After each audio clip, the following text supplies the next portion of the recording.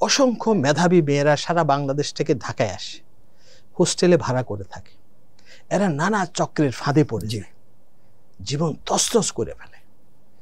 ওই ফাঁদ তারা চিনতে পারে না, ভয়ঙ্করভাবে নাশ হয়ে যায় এরা। বহু কেস দেখেছে, কনসেপ্ট ধারণ করেছে যে তাহলে আমাদের ছেলে মেয়েদেরকে না বলা শিখাইতে হবে। তখন আমি কিছু চরিত্র ক্রিয়েট করলাম, কেউ না বলতে পারে, আর কেউ চরিত্র সৃষ্টি করলাম না বলতে পারে না। না বলতে যারা পারে তারা কিভাবে সাই সাই করে সমস্ত প্রতিকূলতা, বাধা, বিপত্তি ডিঙিয়ে সামনে এগিয়ে যায়, আর যারা না বলতে পারে না অশুভকে, তারা কিভাবে ডুবে যায়।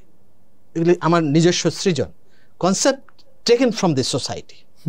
হ্যাঁ, তো এই নতুন করে যখন আমি সৃজন করলাম তখন এটা বইটা ব্যাপকভাবে প্রশংসিত হলো, যে না বলতে না পারার যে ক্ষত, উপযুক্ত সময়ে অশুভকে, আবার হ্যাঁ যেটা বলছেন শুভ মানে ভালো কাজকে উপযুক্ত সময়ে হ্যাঁ বলতে হবে। সুযোগ কিন্তু সবসময় আসে না, সুযোগের সদ্ব্যবহার করতে হয়। উপযুক্ত সময় হ্যাঁ বলতে হবে, উপযুক্ত অশুভ সময়ে না বলতে হবে।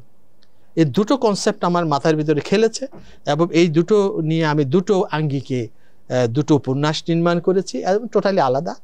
তো সেখানে অবশ্যই মনস্তাত্ত্বিক অনুষদগুলো এসেছে।